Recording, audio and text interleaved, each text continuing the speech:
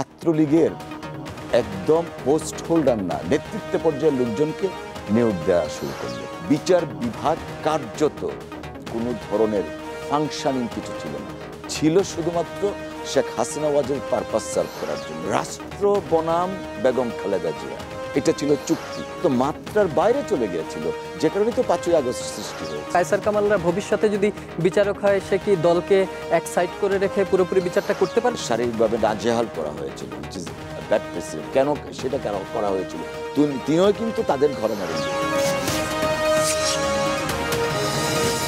আপনার দাদার স্বপ্ন ছিল আপনার বাবাকে ব্যারিস্টার বানানো। বাবা হতে পারেননি, কিন্তু শেষ পর্যন্ত আপনি তার স্বপ্ন পূরণ করেছেন।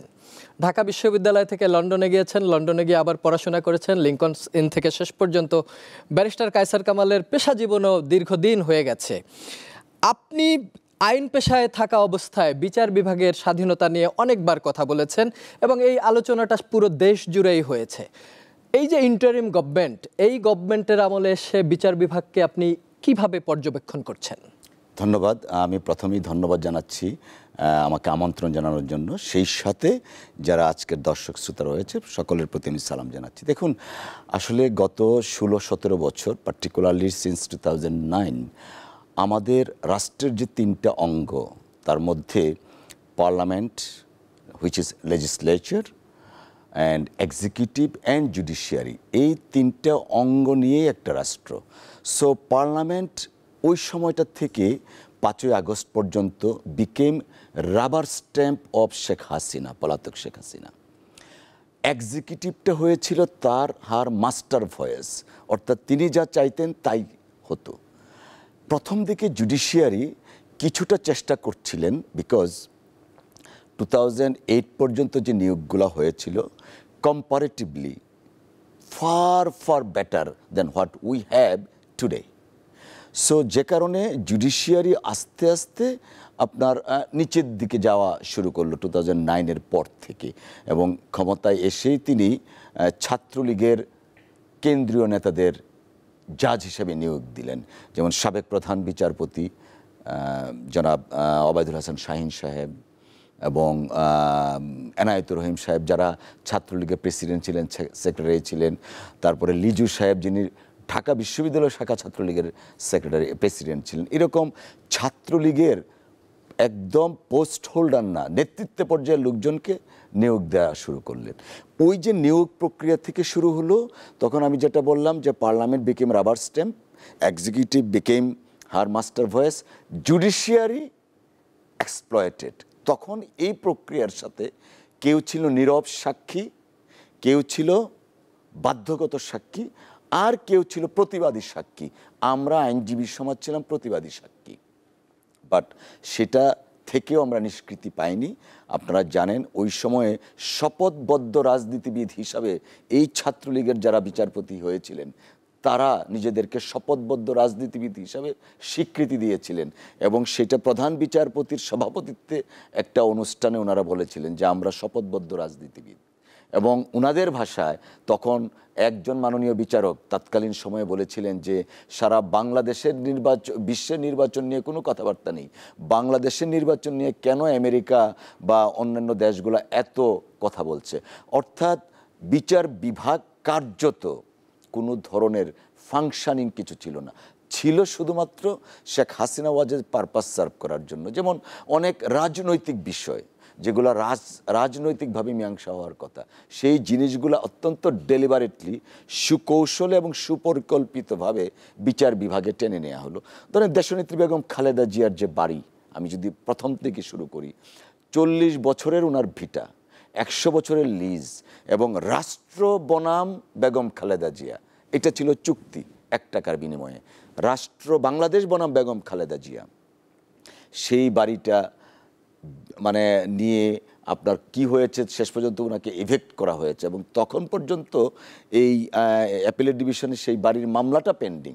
আমরা তখন অনেকেই আজকে আমাদের মাঝে নেই, ব্যারিস্টার মওদুদ স্যার, রফিকুল হক sir, Khandakar Mahbub Hossain sir, justice T.S.. খান স্যার, আমরা গিয়ে যে খায়রুল হক সাহেব বর্তমানে কারাগারে আছেন, ওনার বাড়িতে গিয়ে আমরা অনুরোধ করলাম যে বিচারাধীন একটা বিষয় আছে, সেই বাড়িটা থেকে বেগম খালেদা জিয়াকে এভিক্ট করে দিচ্ছে, মামলা তো পেন্ডিং, আপনি এখানে ইন্টারফিয়ার করেন। উনি বললেন এক্সিকিউটিভ কিছু করলে আমার কিছু করার থাকে না।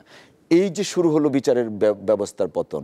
দেখুন, যে কোনো বিশ্বের যে কোনো দেশে আপনার ডেমোক্রেসি বলেন আর শান্তিপূর্ণভাবেই বলেন, যদি বিচার বিভাগের কর্তৃত্ব, আমি কর্তৃত্ব ইন এ পজিটিভ সেন্স, যদি না থাকে অন্য দুইটা অঙ্গের উপরে, সেই দেশ কখনোই আপনার দাঁড়াতে পারবে না গণতান্ত্রিকভাবে। আজকে সারা বিশ্বের মার্কিন মুল্লুক দেখেন, ইউরোপিয়ান ইউনিয়ন দেখেন, ইন্ডিয়া ইভেন এখন পর্যন্ত কিন্তু বিচার বিভাগ অনেক স্ট্রং আছে।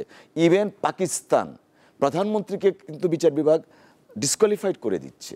সো এই যে বিচার বিভাগ যদি স্ট্রং না থাকে, সেই দেশ, সেই জাতি কখনোই গণতান্ত্রিক দেশ হতে পারে না। না, কিন্তু আমি যে বিষয়টি বলতে চাই, কেউ যদি রাজনীতি করেও কিন্তু সে যদি যোগ্য হয় বা তার যদি একাডেমিক ক্যারিয়ার ঠিক থাকে, আইনের কোনো ব্যত্যয় না ঘটে, সেই ক্ষেত্রে কি তার বিচারক হওয়া বা আইনজীবী হওয়ার ক্ষেত্রে কোনো বাধ্যবাধকতা রয়েছে? বাধ্যবাধকতা নেই বটে, কিন্তু যখন আপনি বিচারকের আসনে বসে যে সংগঠনের নেতা ছিলেন সেই সংগঠনের মতাদর্শকে প্রতিফলন করবেন, তখন তো সেটা আপত্তি থাকে। যেমন সাবেক প্রধান বিচারপতি ছাত্রলীগের প্রেসিডেন্ট সেক্রেটারির দুই পাশে রেখে ওনাদের কাছ থেকে ফুল নিয়েছিলেন। So under what situation or how on earth is possible, being a chief justice of country, taking a flower from তার নিজের সংগঠনের একটা নেতাদের কাছ থেকে, মানে এটার একটা তো ডিটোরিয়েশনের তো একটা মাত্রা থাকে, সেটা তো মাত্রার বাইরে চলে গিয়েছিল, যে কারণে তো 5ই আগস্ট সৃষ্টি হয়েছে, এমনিতে তো হয়নি। না, এই চর্চা কি আমাদের আগেও ছিল না? বিএনপি যখন ক্ষমতায় ছিল তখন কি বিএনপিও তার মতো করে তাদের পক্ষের লোকজনকে বিচারক হিসেবে নিয়োগ দেয়নি? বা কায়সার কামালরা ভবিষ্যতে যদি বিচারক হয়, সে কি দলকে এক সাইড করে রেখে পুরোপুরি বিচারটা করতে পারবে স্বাধীনভাবে? আপনি যে কোনো রাজনৈতিক সংগঠনের একজন দায়িত্বশীল নেতা হতে পারেন। আমি ওই ফর ইউর কাইন্ড ইনফরমেশন, বিএনপির যারা সক্রিয়ভাবে রাজনীতি করতেন কাউকে কখনোই বিচার বিভাগে নিয়োগ দেওয়া হয়নি। আমরা যখন ঢাকা বিশ্ববিদ্যালয়ের ছাত্র, আমার জাস্ট রিকালেক্ট হলো 92 বা 93-তে একজন ব্যারিস্টার কাজী এটি মনোয়ার নামে এক ভদ্রলোককে নিয়োগ দেওয়া হলো। ওনার বাসা ছিল আপনার মতিন চৌধুরী সাহেব যে স্বরাষ্ট্রমন্ত্রী ছিলেন, ওনার ঠিক পাশের বাসা। তো ওই মতিন চৌধুরী সাহেবের বাসার পাশেই থাকতেন ছাত্রদলের তৎকালীন সভাপতি ফজলুল হক মিলন সাহেব। যখন বিচারক নিয়োগ হলো, উনি আউট অফ কার্টিসি ওনার বাসায় গেলেন, গিয়ে ওনাকে অভিনন্দন জানালেন। পরের দিনে জাতীয় পত্রিকা চলে আসলো কাজী মনোয়ারের বাসায় ছাত্রদলের সভাপতি। এই কিন্তু ওইটা নিয়ে তখন এক পর্যায়ে কাজী মনোয়ার সাহেব পদত্যাগ পর্যন্ত করতে চাইলেন। অবস্থাটা বুঝেন, উনি কিন্তু দলের কেউ ছিলেন না, শুধুমাত্র ছাত্রদলের সভাপতি আউট অফ কার্টিসি পাশের বাসার ভদ্রলোক বিচারক হয়েছেন দেখতে গেলেন। সো সেই অবস্থা থেকে কিন্তু বিএনপি নিয়োগগুলো হয়েছে। কেউ বিএনপির পদে থাকা অবস্থায় নিয়োগ দেওয়া হয়নি। হ্যাঁ, হতে পারে, বিশ্বের অনেক দেশই হয়, বাট যখন আপনি বিচারকের মতো মহান আসনে বসবেন, বসে যদি বিচারিক মেন্টালিটির বদলিতে দলীয় আদর্শ বা কোনো ব্যক্তির আদর্শ, যেমন যে বিচারপতি দু একজনের নাম বললেন, তারা ওপেনলি বলতেন মুজিববাদী, মুজিব আদর্শকে প্রতিষ্ঠা করতে হবে।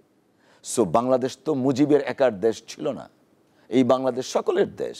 তো আপনি বিচারকের আসনে বসে কোনো ব্যক্তির মতাদর্শ প্রতিফলিত করার প্রচেষ্টা করবেন, তাহলে তো বিচারক হিসাবে আপনি যে শপথ নিয়েছেন, আমরা তো ওই দুর্দিন দুঃসময়ে, যখন আমাদের চরম দুঃসময়, তখন কিন্তু আমরা জাতীয়তাবাদী আইনজীবী ফোরামের পক্ষ থেকে তাদের পদত্যাগ দাবি করেছিলাম যে আপনারা বিচারক হিসাবে শপথ জানিয়েছেন, শপথ ভঙ্গ করেছেন, অতএব পদত্যাগ করতে হবে। না, আমরা তো এটা দেখেছি, আমাকে কন্টেম্পট অফ কোর্ট পর্যন্ত করতে হয়েছিল এবং কোর্টের সামনে প্রতিদিন দাঁড়িয়ে থাকতে হতো।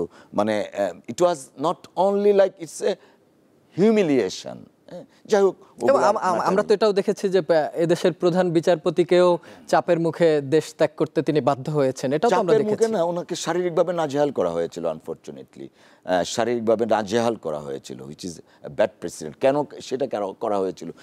তিনিও কিন্তু তাদের ঘরানারের লোক, শুধুমাত্র ওনার ভয়েসটা রেজ করেছিলেন কেন? For the greater interest of the country, for the interest of judiciary.